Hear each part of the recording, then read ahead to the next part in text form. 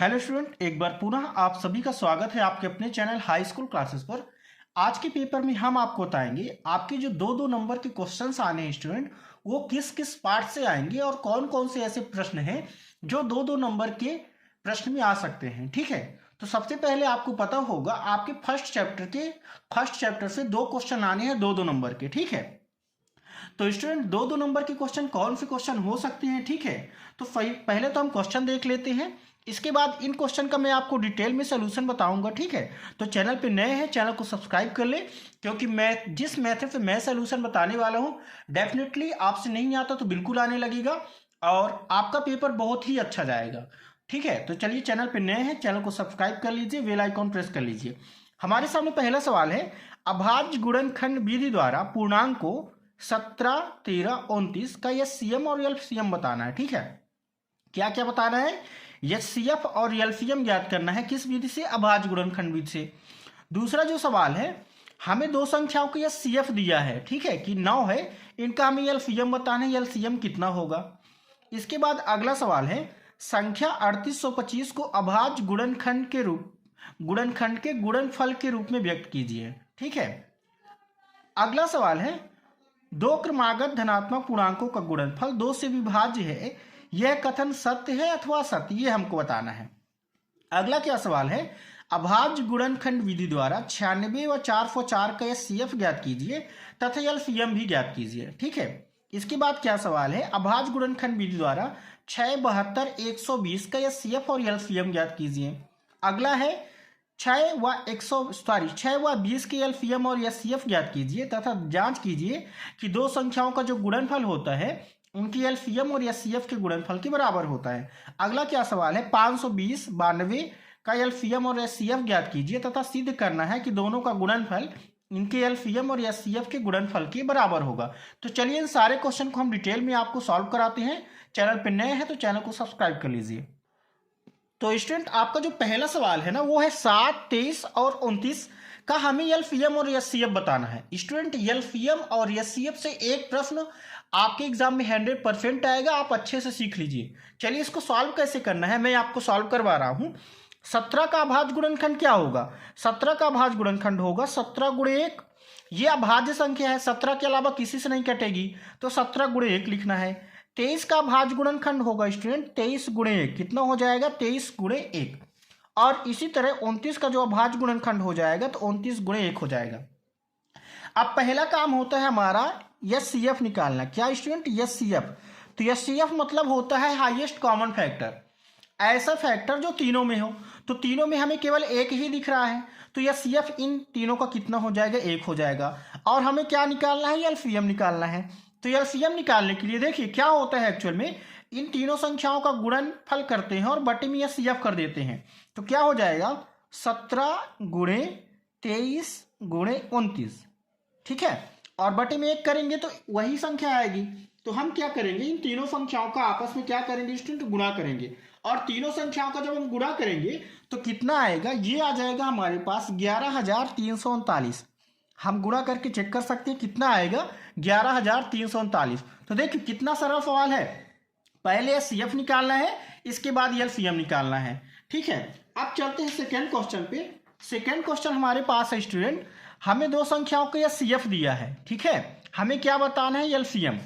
तो याद रखिएगा स्टूडेंट, एक फार्मूला आपके सामने होता है, सोल्यूशन सेकेंड है। ठीक है, अच्छे से याद करिएगा, आपको डेफिनेटली समझ में आएगा, कोई दिक्कत नहीं है। ठीक है, तो बेटा हम जानते हैं कि किन्हीं दो संख्याओं का गुणनफल उसके एलसीएम और एचसीएफ के गुणनफल के बराबर होता है। ठीक है, देखिए हमें दो संख्याएं कौन कौन सी पता है, 306 और 657। हल कैसे करना है, एग्जाम में कैसे लिखना, ये समझिए। देखिए पहली संख्या को हम n1 मान लेंगे। n1 कितना है हमारे सामने? ये है 306। कितना स्टूडेंट? 306। और जो दूसरी संख्या है n2, ये कितना है? 657। तो हम ऐसे करके लिख लेंगे। ठीक है, अब स्टूडेंट हम जानते हैं कि किन्हीं दो संख्याओं का जो गुणनफल होता है, ठीक है, वो क्या होता है? उन्हीं दो संख्याओं के एलसीएम और एचसीएफ के गुणनफल के बराबर होता है। ठीक है, ये आपको लिखना है, या आप ऐसा भी लिख सकती हैं, वी नो दैट, हम जानते हैं। अब देखिए दो संख्या हमारे पास कौन कौन सी है? 306 और 657। तो ऐसे लिखना है। एलसीएम दोनों संख्याओं का हमें क्या स्टूडेंट एलसीएम तो बताना है, एचसीएफ पता है तो एलसीएम हमें नहीं पता तो एलसीएम ही रहने देना है, गुणे एचसीएफ हमें पता है। ठीक है, यहाँ पे आप लिख सकते हैं इनका एचसीएफ क्वेश्चन में कितना दिया था 9, तो यहाँ पे कितना हो जाएगा 9 हो जाएगा। हमें एलसीएम चाहिए तो हम इस 9 का पक्षांतर कर देंगे। ठीक है, तो ये हो जाएगा हमारे पास 306 गुणे 657 और बटे में कितना हो जाएगा स्टूडेंट 9, बराबर जो आएगा किसके होगा एलसीएम के बराबर होगा। ठीक है, ध्यान दीजिएगा, इसको 306 को हम 9 से काटेंगे तो 9 एकम 9, 9 त्रिक 27, बचा 3, 9 चौको 36। ठीक है, इधर क्या बचेगा एलसीएम, और 34 का हम 657 से गुणा करेंगे तो हमारे पास क्या मिल जाएगा, इन दोनों संख्याओं का एलसीएम मिल जाएगा। ठीक है, तो 34 का हम 657 से गुणा करेंगे स्टूडेंट तो ये आ जाएगा 22,338। कितना आ जाएगा 22,338 आ जाएगा, आप गुणा करके चेक कर सकते हैं। तो इस तरह से दूसरा सवाल भी हमने हल कर लिया। ठीक है, इन दोनों प्रश्नों में से मतलब इसी पैटर्न में एक क्वेश्चन आपके एग्जाम में पक्का आएगा, आप इसको अच्छे से तैयार कर लीजिए। अब चलते हैं अगला क्वेश्चन, क्वेश्चन नंबर 3 हमारे पास है। क्या है, ध्यान से देखिए, संख्या 3850 को अभाज्य गुणनखंड के गुणनफल के रूप में व्यक्त कीजिए। तो स्टूडेंट आप अभाज्य गुणनखंड बचपन से पढ़ते आ रहे हैं, 5वीं 6वीं क्लास से। ठीक है, कैसे करना है देखिए, अभाज्य गुणनखंड निकालना है ना किसका, 3805 का। ठीक है, किसका निकालना है स्टूडेंट, 3825 हमारे पास था तो 3825, इसका अभाज्य गुणनखंड निकालना है। देखिए किससे कटेगी यह संख्या, तो यदि हम 2 से देखें तो 2 से तो नहीं कट रहा है, कितना आएगा 5 2 7, इकाई में क्या है अभाज्य विषम संख्या, जिस वजह से 2 से नहीं कटेगा। ठीक है, और यदि हम 3 से काटते हैं, ध्यान दीजिएगा, तो 5 2 7, ठीक है, 7 3 10 और 18, 3 से कट रहा है तो 3 से काट दीजिए, 3 एकम 3, ठीक है, और 3 दूना 6, बचा कितना 2 तो 22 हो जाएगा, 3 सते 21, बचा 1 तो 3 पचे 15। ये हो गए स्टूडेंट। अब इसको हम देखिए फिर 3 से काटेंगे तो कितना हो जाएगा, 3 चौको 12, 3 दूना 6, बचा 1 तो 3 पचे 15। अब देखिए 3 से कटेगा कि नहीं, तो इसके अंकों को जोड़ेंगे तो 5 2 7 4 11, जोड़ने पे 11 आ रहा है, मतलब 3 से नहीं कटेगा। ठीक है, तो देखिए अब किससे कटेगा, 5 से कटेगा, तो 5 8 40 हो जाएगा, बचा 2 तो 5 25 हो जाएगा। फिर 5 से काटेंगे यहाँ पे तो 17 पना 85 होता है, आपको पता होगा, तो 17 हो जाएगा, और 17 से काटेंगे तो 17 एकम 17। अब अभाज्य गुणनफल के रूप में लिखना था तो क्या हो जाएगा, 3 गुणे 3 गुणे 5 गुणे 5 गुणे 17। ठीक है, इसको आप ऐसा भी लिख सकते हैं, 3 का स्क्वायर गुणे 5 का स्क्वायर गुणे 17, ये आपका हो जाएगा अभाज्य गुणनखंड के गुणनफल के रूप में। तो आई होप ये सवाल आपको समझ में आया होगा। अगला सवाल आप ध्यान से देखिए क्या लिखा है, 2 क्रमागत धनात्मक पूर्णांकों का गुणनफल 2 से विभाज्य होता है, यह सत्य है अथवा नहीं। देखिए हम कोई भी 2 संख्या अपने से मान सकते हैं। ठीक है, माना देखिए धनात्मक पूर्णांक लेना है तो माना वह संख्या, ठीक है, क्या हम मान लेंगे, 2 लगातार संख्याएं माननी है तो 1 व 2 है, 1 व 2 है। क्वेश्चन में क्या बोला है कि इनका जो गुणनफल होगा ना वो 2 से विभाजित होगा, तो दोनों का यदि हम गुणनफल निकालेंगे स्टूडेंट, दोनों का क्या निकालना है, गुणनफल, अच्छे से समझिएगा। ठीक है, एकदम आपके दिमाग में छपेगा। तो इनका गुणनफल कितना हो जाएगा, 1 गुणे 2 होगा। अब क्वेश्चन में बोला है इनका जो गुणनफल होगा हमेशा 2 से विभाजित होगा, तो 1 गुणे 2 2 से विभाजित हो रहा है कि नहीं हो रहा है, हो रहा है, मतलब यहाँ पे लिख दोगे आप हाँ, ये जो स्टेटमेंट है ना कि लगातार 2 पूर्णांकों का गुणनफल जो होगा 2 से विभाजित होगा, तो ये क्या है, सत्य है। ठीक है, अब चलिए चलते हैं अगले क्वेश्चन में। अगला क्वेश्चन हमारे सामने है, अभाज्य गुणनखंड विधि द्वारा 96 व 404 का एचसीएफ ज्ञात कीजिए तथा एलसीएम ज्ञात कीजिए। देखिए किसका किसका बोला स्टूडेंट, 96 और 404, हम संख्याएं लिख लेते हैं, 96 और 404। ठीक है, तो अभाज्य गुणनखंड विधि द्वारा बोला है, तो पहले तो हम इन दोनों का क्या करेंगे, अभाज्य गुणनखंड निकालेंगे। देखिए कैसे, तो 96 का अभाज्य गुणनखंड हम 2 से काटेंगे तो 2 चौको 8 और 2 अट्ठे 16, 48 हो जाएगा। फिर 2 से काटेंगे स्टूडेंट तो कितना आ जाएगा, 24 आ जाएगा। फिर 2 से काटेंगे तो 12 दूना 24 होता है। ठीक है, याद रखिएगा। फिर 2 से काटेंगे, 2 छक्का 12। ठीक है, फिर स्टूडेंट इसको हम 2 से काटेंगे तो 2 3 6 हो जाएगा, और 3 से कटेगा तो 3 एकम 3। पहले तो ये करना है। ठीक है, इसके बाद 404 का अभाज्य गुणनखंड निकालेंगे, तो 404 का अभाज्य गुणनखंड आ जाएगा। देखिए 2 से कट रहा है तो 2 दूना 4, 2 शून्यम 0, 2 दूना 4। फिर 2 से कट रहा है तो 2 एकम 2, 2 शून्यम 0, ठीक है, और 2 एकम 2, 1 से 1 आ गया। अब 101 किससे कटेगा बताइए। तो स्टूडेंट 101 जो है हमारा प्राइम नंबर है, तो ये 101 से ही कटेगा। ऐसी कोई संख्या नहीं है जो 101 से कट जाए, ठीक है, 101 से ही कटेगा। अब देखिए हम दोनों का भाज्य गुणनखंड लिखेंगे, तो 96 किसके बराबर आ गया, 96 का मान आया 2 गुणे 2 गुणे 2, कितनी बार 2 आ रहा है स्टूडेंट, 5 बार, तो 5 बार 2 और 1 बार 3। इसके बाद 404 को हम क्या लिखेंगे, इसको लिखेंगे 2 गुणे 2 और गुणे में क्या लिखेंगे 101 लिखेंगे, ठीक है। अब समझिए, पहले तो हम इसके एचसीएफ निकालेंगे, तो एचसीएफ मीन्स होता है हाईएस्ट कॉमन फैक्टर। तो इन दोनों के एचसीएफ देखिए, 1 2 दोनों में हुआ, 1 2 और दोनों में हुआ, मतलब 2 ऐसे हैं जो दोनों में हैं, तो इनके एचसीएफ हो जाएगा कितना, 4। अब बात करते हैं एलसीएम की। तो एलसीएम निकालने के लिए क्या करते हैं स्टूडेंट, देखिए 2 की अधिकतम घात किस में है, इसमें है, तो ऊपर वाले को लिया जाएगा। तो 2 गुणे 2, कितनी बार 2 है स्टूडेंट, 5 बार, तो 5 बार हमें क्या लिखना पड़ेगा, 2, ठीक है। और इसके बाद देखिए इसमें 3 है तो 3 लिखना पड़ेगा। बचा क्या हमारे पास, 2 तो ऑलरेडी इसमें आ चुका है, 101 बचा, तो गुणे 101 कर देंगे, ठीक है। और इन तीनों संख्याओं का हम आपस में क्या करेंगे स्टूडेंट, गुणा करेंगे, तो कितना आ जाएगा, इन तीनों संख्याओं का आप जब गुणा करेंगे ना, तो इनका एलसीएम आ जाएगा 96, कितना आ जाएगा, 9696। तो इन दोनों संख्याओं का एलसीएम आ जाएगा इतना 9696, और ये सीएफ कितना आ जाएगा, 4। तो इस क्वेश्चन को भी आप अच्छे से तैयार कर लीजिएगा, ठीक है, ये भी आपके एग्जाम में पूछा जा सकता है। देखिए अगला क्वेश्चन क्या है हमारे सामने, ये है स्टूडेंट 6, 72 और 120 का या सीएफ और एलसीएम बताना है भाज्य गुणनखंड विधि द्वारा। तो स्टूडेंट इसी विधि से आई होप ये क्वेश्चन आप कर लेंगे, ठीक है, बहुत ही सरल है, अभाज्य गुणनखंड विधि द्वारा, ठीक है। अगला क्वेश्चन क्या है, 6 व 120 का एलसीएम व एचसीएफ ज्ञात कीजिए तथा जांच कीजिए कि n1 इंटू n2 बराबर होता है एलसीएम इंटू एचसीएफ। देखिए क्या क्या संख्याएं दी हुई हैं, 6 और 20 दिया है, तो 6 का भाज्य गुणनखंड क्या होगा, 2 गुणे 3 होगा, ठीक है। और 20 का भाज्य गुणनखंड क्या होगा, ये होगा 2 दूना 4 और 4 पंचे 20, ये हो जाएगा। अब समझिएगा इसका जो ये सीएफ होगा स्टूडेंट, ये सीएफ कितना हो जाएगा, दोनों में हमें क्या दिख रहा है कॉमन, 2, तो 2 हो जाएगा। और दोनों का जो एलसीएम हो जाएगा वो कितना हो जाएगा, देखिए 2 की घात अधिक किस में है, सेकंड वाले में, तो कितना हो जाएगा 2 गुणे 2 और बचा क्या 3 और गुणे 5। इन सभी का गुणा करेंगे तो हमारे पास आएगा 2 दूना 4 3 12 पंचे 60, कितना आ रहा है स्टूडेंट, 60 आ रहा है। तो इन दोनों का एलसीएम कितना हो जाएगा, 60।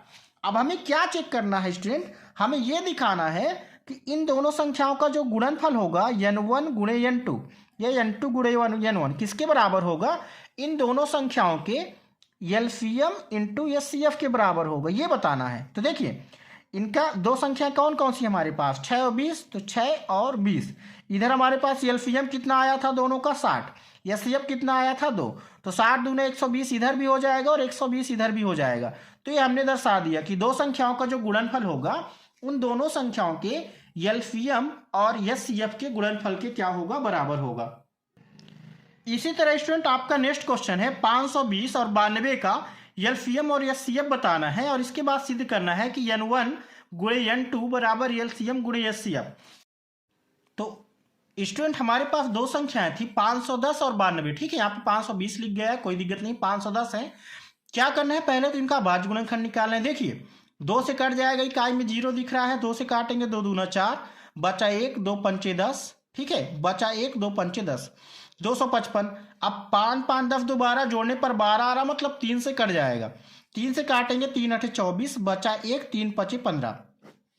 5 से काटेंगे स्टूडेंट यहाँ पे, तो 5 1 5, बचा 3 और कितना हो जाएगा, देखिए 5 7 35, ठीक है।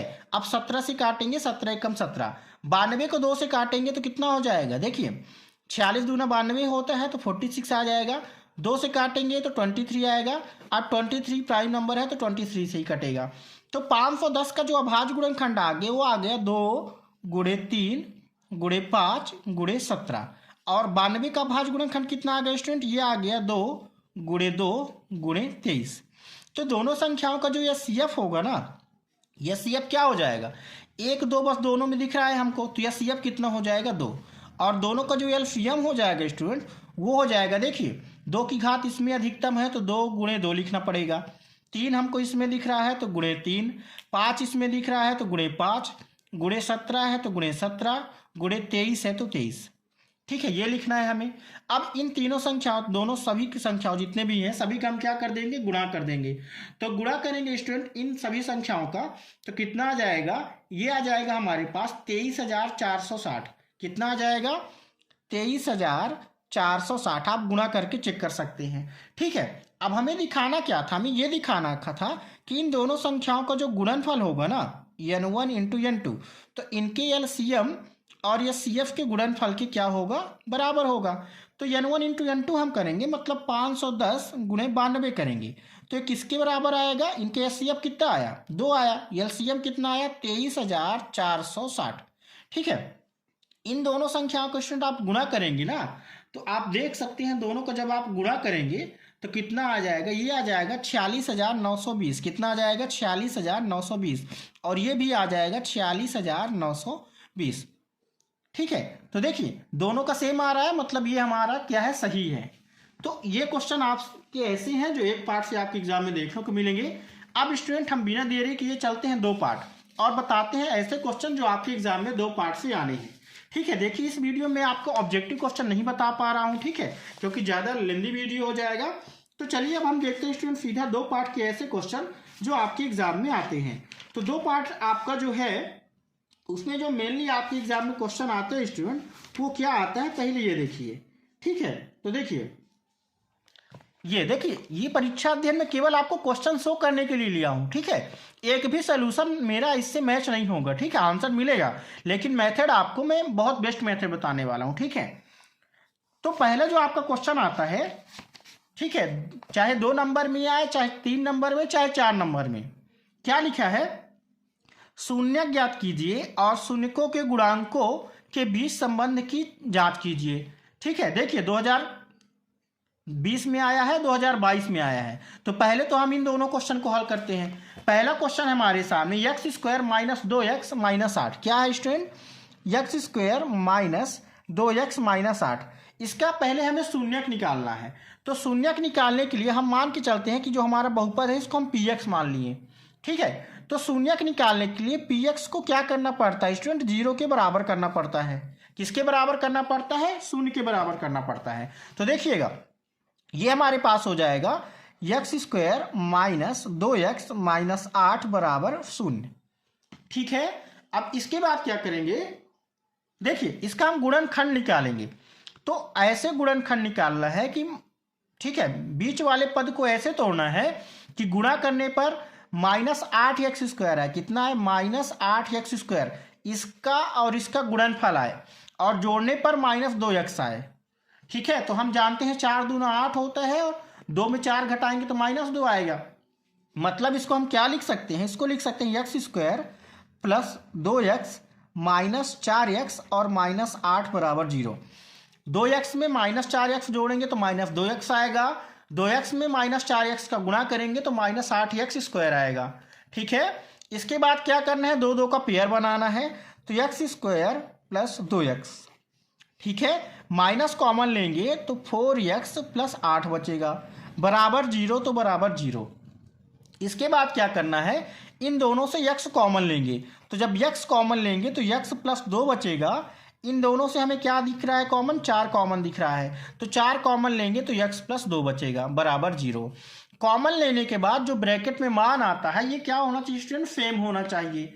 अब दोनों में x प्लस 2 आ रहा, मतलब एक गुणनखंड आपका x प्लस 2 और एक गुणनखंड x माइनस 4 बराबर 0, तो बराबर 0। शून्यक निकालना था तो एक बार x प्लस 2 बराबर 0 कर लीजिए और एक बार x माइनस 4 बराबर 0 कर लीजिए। तो x का मान एक बार माइनस 2 आ जाएगा और एक बार x का मान कितना आ जाएगा, प्लस 4 आ जाएगा। ठीक है, आ रहा ना समझ में। इसके बाद क्या करना है बच्चा, देखिए एक शून्य को आप अल्फा मान लीजिए, एक शून्य को क्या मान लीजिए, बीटा। हम देखिए क्या बोला है, शून्यकों तथा गुणांकों के बीच के संबंध की जांच कीजिए। संबंध क्या होता है स्टूडेंट, देखिए पहला रिलेशन जो होता है ना, वो होता है अल्फा प्लस बीटा किसके बराबर होता है, माइनस बी अपान ए के बराबर होता है, याद रखिएगा। तो देखिए माइनस बी अपान ए आप कैसे निकालेंगे, इस जो आपके पास बहुपद था ना, इसको आप कंपेयर करेंगे A X square plus B X plus C से। तो ए का मान आपके पास आ जाएगा 1, बी का मान आ जाएगा -2 और सी का मान आ जाएगा -8। ठीक है, ये आपको समझ में आया। इसके बाद इस पर देखिए, अल्फा प्लस बीटा, अल्फा कितना है -2, बीटा कितना है 4, तो -2 + 4 किसके बराबर होगा, माइनस बी का मान कितना है हमारे पास -8 है, तो -8 बटे ए का मान कितना है 1, तो देखिए ए का मान हमारे पास कितना था 1 था, तो 1 हो जाएगा। ठीक है, याद रखिएगा यहाँ पे जो बी का मान है स्टूडेंट हमारे सामने, ठीक है, तो कितना है -2 है, आप देख सकते हैं -2, तो यहाँ पे कितना हो जाएगा -2। हमने यहाँ पे गलती से -8 लिख दिया, तो क्या लिखना है -2। अब ध्यान दीजिएगा, 4 में 2 घटाएंगे तो 2 आएगा और माइनस माइनस प्लस 2 हो जाएगा। तो ये आपका पहला रिलेशन, मतलब अल्फा प्लस बीटा किसके बराबर होना चाहिए, -b/a के बराबर होना चाहिए। दूसरा जो रिलेशन होता है स्टूडेंट, वो होता है अल्फा इंटू बीटा, ये किसके बराबर होता है, c/a के बराबर होता है। सेकेंड नंबर पे हमें दिखाना है अल्फा इंटू बीटा किसके बराबर होता है, c/a के बराबर होता है। अल्फा कितना है हमारे पास -2 है, बीटा कितना है 4 है, तो 4, सी कितना है हमारे पास -8 है, ठीक है, और ए कितना है 1 है। इन दोनों को हल करेंगे तो ये भी -8 आ जाएगा, ये भी कितना आ जाएगा -8। तो आप देख सकते हैं संबंध क्या होता है, अल्फा प्लस बीटा। ये क्वेश्चन हमेशा आपके ऑब्जेक्टिव में आता है स्टूडेंट। अल्फा प्लस बीटा का मान किसके बराबर होता है, -b/a के बराबर, और अल्फा इंटू बीटा किसके बराबर होता है, तो c/a के बराबर होता है। ठीक है, तो इन क्वेश्चन को आप अच्छे से तैयार कर लीजिए। इसके बाद और देखिए, और क्वेश्चन पे हम चलते हैं। देखिएगा, ये क्वेश्चन हमने अभी आपको सॉल्व करवाया, 2020 में आया है, ठीक है। और चलते हैं 2022 में जो क्वेश्चन आया है, क्या है, 6x² - 7x - 3। ठीक है, थोड़ा सा अरेंजमेंट कर लीजिए। क्या लिखा है, px का जो मान है स्टूडेंट वो है 6x² - 7x - 3। हमें इसका शून्यक बताना है सबसे पहले, और इसके बाद क्या बताना है कि इनका जो संबंध है, ठीक है, शून्यकों तथा गुणांकों का, वो अल्फा प्लस बीटा बराबर -b/a और अल्फा इंटू बीटा बराबर c/a, ये भी क्या है, सही है। तो पहले देखिए, सबसे पहले क्या करेंगे, शून्यकों के लिए 0 के बराबर करेंगे, तो 6x² - 7x - 3 बराबर क्या हो जाएगा, 0 हो जाएगा। ठीक है, इसके बाद ऐसे ब्रेक करना है कि गुणा करने पर कितना है, 6 3 18 -18x² आए, और जोड़ने पर कितना आए, -7x आए। तो आपको पता है 7 दूना होता है, 9 दूना 18 होता है। ठीक है, तो किस में टूटेगा, देखिए 6x² + 2x - 9x और माइनस में 3 बराबर कितना है, 0, तो 0। 2x में 9x घटाएंगे -7 आएगा, 2x का -9x से गुणा करेंगे तो -18x² आएगा। कैसे हल करना है, 6x² + 2x माइनस कॉमन, तो 9x और +3 बराबर 0, तो बराबर 0। ठीक है, इसके बाद 2x दोनों से कॉमन दिख रहा है, तो 2x कॉमन लेंगे तो 3x + 1 बचेगा। इन दोनों से 3 कॉमन दिख रहा है, तो क्या बचेगा, 2x + 1 बचेगा, बराबर 0। हमारे पास दो गुणनखंड आ गए, क्या क्या, 3x + 1 और दूसरा गुणनखंड आ गया स्टूडेंट 2x - 3 बराबर 0। x का मान कैसे निकालते हैं, एक बार 3x + 1 बराबर 0 करेंगे और एक बार 2x - 3 बराबर 0 करेंगे, तो x का मान आ जाएगा -1/3 और x का मान आ जाएगा 3/2। ये तो आपसे आता होगा। देखिए, एक को हम अल्फा मान लेंगे, एक को क्या मान लेंगे, बीटा। अब हमें क्या चेक करना है कि अल्फा प्लस बीटा -b/a के बराबर है, और अल्फा इंटू बीटा किसके बराबर है, c/a के बराबर है। ठीक है, तो इस समीकरण में यदि आप ध्यान से देखें स्टूडेंट, तो a का मान हमारे सामने है 6, b का मान कितना है -7, c का मान कितना है -3। ठीक है, तो अल्फा प्लस बीटा समझिए, अल्फा कितना है -1/3, बीटा कितना है 3/2, किसके बराबर है, -b का मान कितना है -7, तो -7, a का मान कितना है 6, तो 6। इसको हम हल करेंगे, 3 2 का लघुत्तम कितना आ जाएगा, 6 आ जाएगा। 6 में 3 का भाग करेंगे, 2 से गुणा तो -2, प्लस 6 में 2 का भाग 3, 3 से गुणा तो 9 बराबर 7/6। तो ये भी हमारा 7/6 आ जाएगा, ये भी कितना आ जाएगा, 7/6। तो पहला संबंध तो हमारा सही हो गया।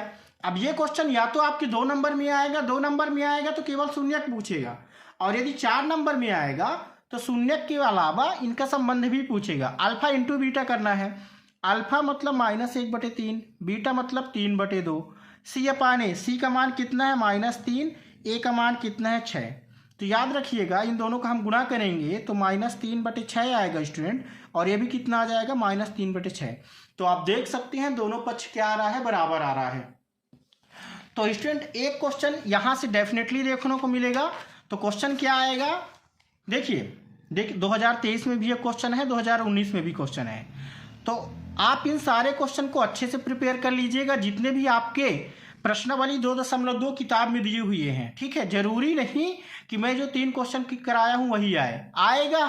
ठीक है, ये 100% श्योर है, बट कौन सा आएगा ये बेटा कोई नहीं बता सकता। ठीक है, तो इन सारे क्वेश्चन को शून्यक निकालना और उनके मूलों और गुणांकों में संबंध स्थापित करना आप अच्छे से हल कर लीजिए। एक और आपके एमपी बोर्ड का फेवरेट क्वेश्चन है, ठीक है, देख सकते हैं 2023 में आया है, 4u² + 8u। ठीक है, इसका शून्यक निकालना है, समझिएगा। यहाँ पे मैं आपको बता रहा हूँ क्या लिखा हुआ है, 4u² + 8u, इसका शून्यक बताना है। तो शून्यक मतलब शून्य के बराबर करिए। अब यहाँ पे हम क्या कर सकते हैं, दोनों से 4u कॉमन ले सकते हैं। तो 4u कॉमन लेंगे तो यहाँ पे बचेगा 2u, कितना बचेगा 2u, और यहाँ पे क्या बचेगा +2 बचेगा बराबर 0। तो डायरेक्ट हमारे पास जो, देखिए यहाँ से हम 4u जब कॉमन लेंगे तो u बस बचेगा। ठीक है, यहाँ पे माय मिस्टेक, u बचेगा। तो एक बार 4u बराबर 0 करेंगे और एक बार u + 2 बराबर 0 करेंगे, तो एक बार u का मान 0 आएगा और एक बार u का मान कितना आएगा -2 आएगा। तो शून्यक आपको ऐसे निकालना है। ठीक है, और संबंध निकालने के लिए आपको इसी तरह चेक कर लेना है। ये तो आपका हुआ पहला क्वेश्चन, दो पार्ट से आपके एग्जाम में देखने को मिलेगा। अब जो दूसरा क्वेश्चन आता है इस पार्ट से, वो स्टूडेंट क्या आता है, देखिए वो क्वेश्चन इस पैटर्न पे आता है। ठीक है, आपको क्या दिया रहेगा, आपको शून्यकों का योगफल और गुणनफल दिया रहेगा। आपको क्या बताना पड़ेगा, बहुपद बताना पड़ेगा। ये रहा आपके सामने, देखिए शून्यकों को योग और गुणनफल क्रमशः दी गई संख्या है, हमको बहुपद बताना है। ठीक है, तो समझिए एक क्वेश्चन में, देखिए जो क्वेश्चन आपके एग्जाम में आ चुका है वही क्वेश्चन मैं आपको सॉल्व करवाता हूँ। ठीक है, तो देखिए ये क्वेश्चन 2019 में आया है और ये 2023 में आया है। तो चलिए इन दोनों क्वेश्चन को हल करते हैं। पहले क्वेश्चन में स्टूडेंट शून्यकों का योगफल अल्फा + बीटा, ये क्या है, हमें गिवन है, याद रखिए यहाँ पे लिख देना है दिया है या गिवन। अल्फा + बीटा कितना दिया हुआ है, ये दिया है -3, और अल्फा × बीटा शून्यकों का गुणनफल ये कितना दिया है 2। तो ये अब याद रखिएगा स्टूडेंट, यदि हमें बहुपद निकालना है, क्या निकालना है, बहुपद, तो इसका मान होता है x² - alpha + beta × x - alpha × beta. ठीक है, ये आपका होता है फार्मूला या सूत्र। तो हमें क्या करना है, इस फार्मूले में मान रख देना है। तो x² - अल्फा + बीटा का मान कितना है आपके सामने -3, तो -3 × x - अल्फा × बीटा, इसका मान कितना है 2 है, तो 2 रख दीजिए। इसको आप हल करेंगे तो x² - प्लस 3 × x 3x और -2, ये आपका क्या हो जाएगा स्टूडेंट, बहुपद हो जाएगा। क्या हो जाएगा, बहुपद हो जाएगा। ठीक है, आप देख सकते हैं इसका आंसर। ठीक है, कौन सा नंबर है, देखिए 7वां नंबर है, तो 7वें नंबर का आपको आंसर ये रहा। ठीक है, कितना आ रहा है आपके सामने, x² + 3x + 2। ठीक है, कितना आ रहा है x²। ठीक है, कहाँ पे लिखा हुआ है इसका करेक्ट आंसर, एक मिनट ना, कौन सा नंबर था, -3 और 2, 7वां नंबर था। तो 7वें नंबर को जो यहाँ पे आंसर दिया है कितना आ रहा है, x², अन्य कोई दिखा के ऊपर, देखिए क्या करना था हमें, x² - alpha + beta × x + alpha beta. यहाँ पे क्या होता है स्टूडेंट, प्लस अल्फा बीटा होता है। ठीक है, तो यहाँ पे क्या हो जाएगा, +2 हो जाएगा और ये भी +2 हो जाएगा। ठीक है, यहाँ पे याद रखिएगा ये फार्मूले में क्या होता है, प्लस होता है। ठीक है, तो इसी फार्मूले से आपको सारे क्वेश्चन निकाल देने हैं। अब देखिए अगला सवाल जो आपके एग्जाम में आया है, तो आपका करेक्ट आंसर क्या हो जाएगा, x² + 3x + 2। अगला सवाल में आपको अल्फा + बीटा का मान दिया है कितना, ये दिया है -1, और अल्फा × बीटा का मान कितना दिया है, √5, तो √5। अब आप जानते हैं जो बहुपद होता है क्या होता है, ठीक है, ये होता है x² - alpha + beta × x + alpha beta. ये आपका क्या होता है स्टूडेंट, ये होता है फार्मूला। इस पर मान रखेंगे तो x² - इसका मान कितना है, -1, तो -1 × x, और प्लस अल्फा बीटा का मान √5 है तो √5। इसको हल करेंगे तो कितना आ जाएगा, ये आ जाएगा x² प्लस x और प्लस √5। ठीक है, आप आंसर चेक कर सकते हैं। ठीक है, कितना आएगा, ये आपके सामने आंसर रहा। ठीक है, x² प्लस x प्लस √5। आपको ये सब नहीं लिखना है, ठीक है, याद रखिएगा, ऐसा सोल्यूशन नहीं करना है। जैसे मैं बता रहा हूँ एग्जैक्टली आपको ऐसे सोल्यूशन करने हैं। तो स्टूडेंट ये रहा आपके सामने। तो आई होप ये आपको सवाल समझ में आया होगा। तो दो पार्ट से केवल आपको दो चीजें याद रखनी है। पहला, किसी भी बहुपद का शून्यक निकालना, ठीक है, और शून्यकों के गुणांकों और गुणनफल की सत्यता की जांच करना। दूसरा, यदि शून्यकों का गुणनफल दिया है और शून्यकों का योगफल दिया है तो बहुपद क्या होगा। ठीक है, तो ये दोनों क्वेश्चन आप अच्छे से प्रिपेयर कर लीजिए, आपके एग्जाम में डेफिनेटली 100% देखने को मिलेगा। ठीक है, चैनल पर नए हैं तो प्लीज चैनल को सब्सक्राइब कर लें। अगले वीडियो में मैं आपको बताऊंगा पार्ट 3, पार्ट 4 और पार्ट 5 के सारे इंपॉर्टेंट क्वेश्चन। ठीक है, तो यदि 2 नंबर में आएगा तो केवल शून्य ज्ञात करने को आएगा, और यदि 4 नंबर में आएगा तो आपको संबंध भी पूछेगा। ठीक है, तो आई होप ये सारे सवाल आपको समझ में आए होंगे। किसी भी सवाल में आपको डाउट है तो आप मेरे को डीएम कर सकते हैं इंस्टाग्राम में। ठीक है, और आप कमेंट सेक्शन पे जाकर कमेंट कर सकते हैं, मैं जरूर आपको उस क्वेश्चन का सोल्यूशन बताऊंगा। ठीक है, चलते हैं, मिलते हैं नेक्स्ट वीडियो में, तब तक के लिए जय हिंद, वंदे मातरम।